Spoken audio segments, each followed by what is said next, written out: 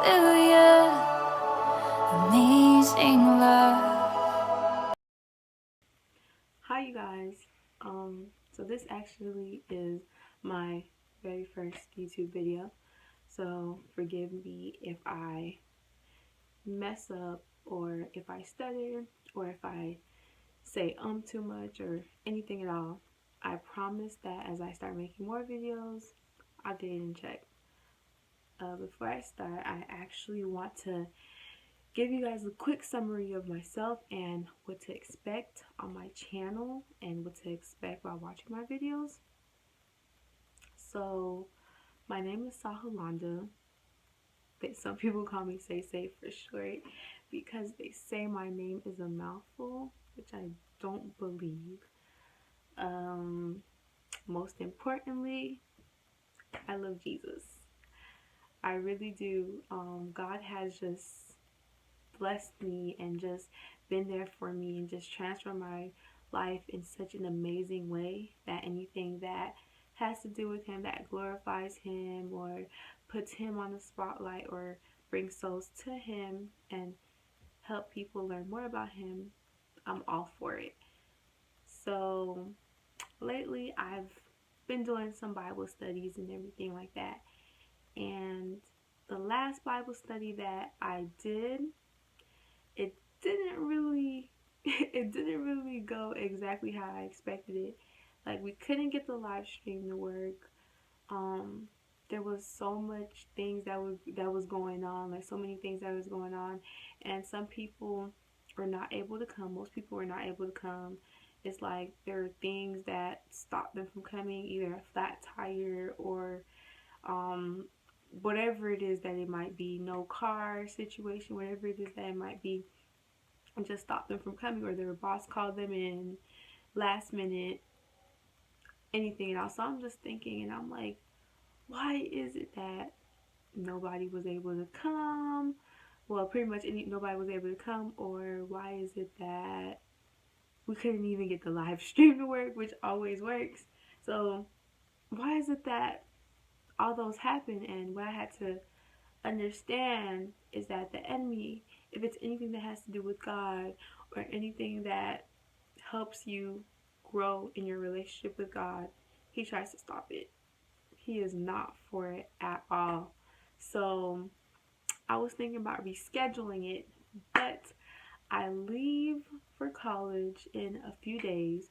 I go to Florida A&M, and instead of like rescheduling and everything and having all those accidents happen again, I just thought, why don't I just I have a YouTube channel, so why don't I just do a video about this so that everyone can just see it or just replay it, whatever it is that they want to do, they can just have it there for them at their fingertips. So that's exactly what I'm going to do. Um, Before I start, I want to tell you guys that before I actually got to Genesis, because Genesis and Revelations to me are like hard, because every time when I first started reading Genesis, it was like I had so many questions and it started making me frustrated, and I'm like, you know what? I don't want to read this anymore. I'm gonna go to this chapter, or I'm gonna go to that chapter, and I just I held Genesis off. And same thing with Revelations. I'm like, what? If you've ever read the book of Revelations, you're gonna be like, wait, what? It's like all of those things that they throw at you. It's like you're trying not to, you're like, what, you're trying to comprehend it, but at the same time it's just a lot being thrown at you. So as I was thinking and meditating on what to do Bible study on, I'm like, dang, I don't know what to do Bible study on. And then it's like, what happened is that I was going back to Genesis. Most of the things that I was doing, it was taking me to Genesis. So I'm like, God, is that like a clue to go to Genesis? So I'm like, okay, don't want to do it, but since you told me to do it, I'm going to Genesis. Go to Genesis and just I start reading, and I already have questions, and I'm asking myself, and I'm like, well, I don't get this. What does this mean? What does that mean? And what I had to do was just calm myself and realize that why is it that I'm asking myself, my flesh, these questions? Why not ask God? So I'm like, dang, okay. So I'm like, okay, well, God, I don't understand this. I don't get this. Can you open my eyes and so I may be able to comprehend what it is that you're saying in this book? So he did, and he just started just explaining things to me and revealing things to me, and it was just so beautiful. I was so excited because I'm like, oh, when you first get something, you just jumping up and down. You're like, oh my gosh, I got it. So that's how I was, and what I want to do is share it so that because I know that I'm not the only one with those questions, so I want to actually share it so that I may be able to help somebody else that has those questions as well. Now, no, I'm kind of looking a little rough right now. I was not like, should I like wear makeup or should I like do my hair or something? But I'm like, what for what? I want to be able to be comfortable with you guys and just feel like I'm actually having an open conversation with you guys. So what better way than to come as my natural self, as just me? So I'm like, okay, I'm gonna do that. So I'm going to begin in Genesis. I'm just gonna get my Bible. I'm going to begin in Genesis, and something I want to talk about is Adam and Eve. And I know that with some things it might be confusing, even though I'm explaining to it, it might be confusing. So if you have any questions, you can just comment it, or you could just get on my social media, because my social media is going to be on there. You can just message me, send me a quick message, and I'll be sure to definitely get back to you and answer any questions that is that you may have that's confusing. So I'm gonna go to Genesis. Genesis 2, chapter 16. Now, anyone that's familiar with the story of Adam and Eve, you know that God created Adam and he created Eve, and then after that he told them not to eat of the fruit of knowledge of good and evil. Now I'm going to read Genesis 2 verse 6 to you guys. And the Lord God commanded the man, you are free to eat from any tree in the garden, but you must not eat from the tree of knowledge of good and evil, for when you eat of it, you will surely die. So now, while I was reading it, I was thinking, well, God, why is it that you just put a tree right there? Why is it that you didn't just not create the tree at all? Or why is it then that you had to tell them that, don't eat of that tree? Why couldn't you just put it somewhere where they will never go? So I'm asking that question, and I'm like, okay, so this is the clarification that after like reading it and researching and stuff like that, this was what I got.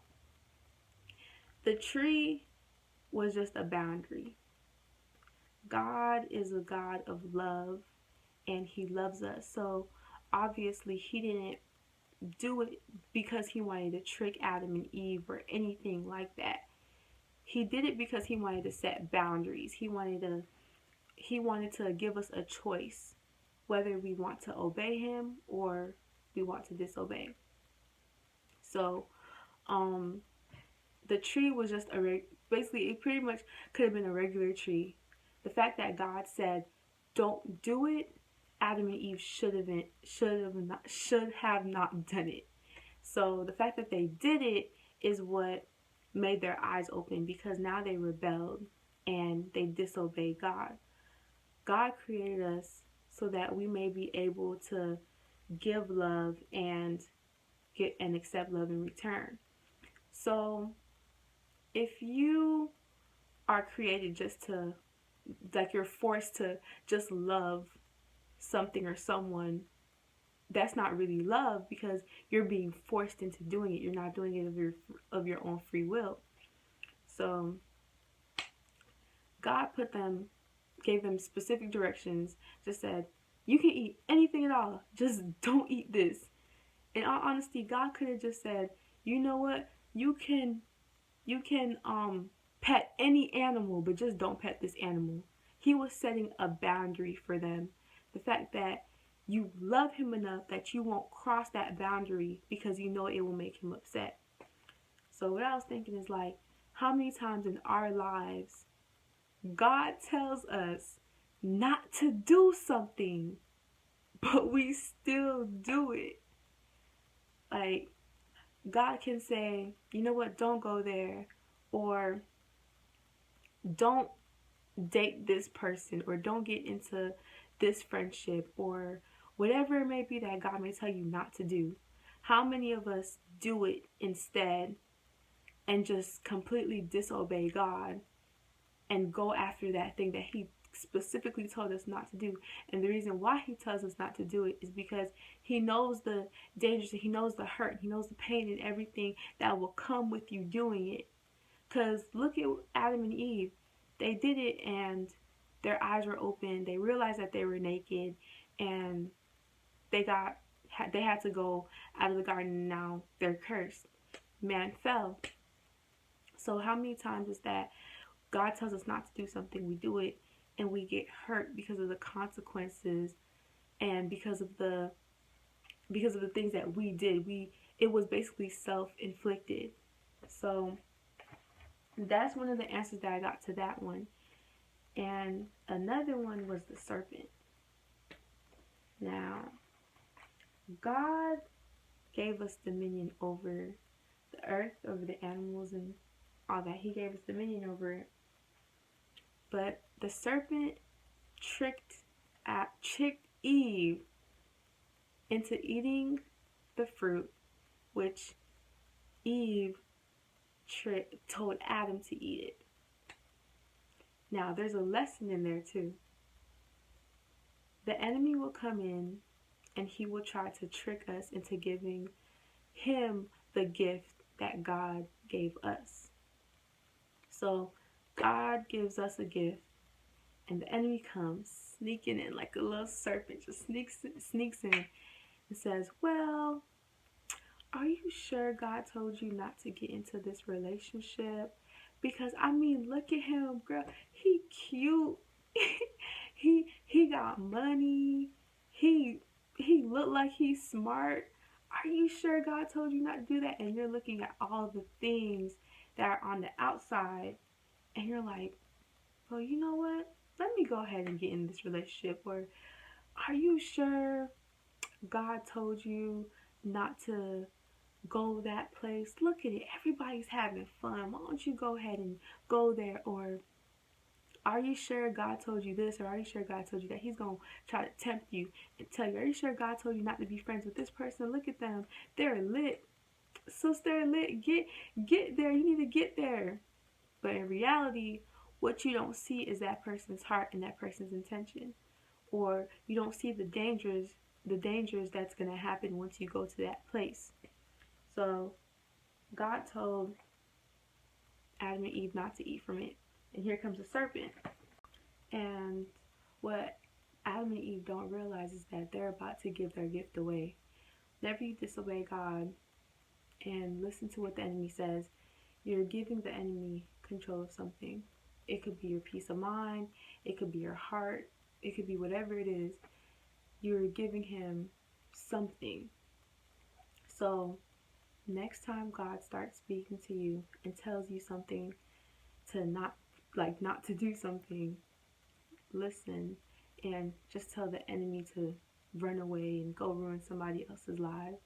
Because whatever God tells you not to do, whatever he tells you to do, it's because it's to help you. It's because he loves you and he wants the best for you and he sees the bigger picture.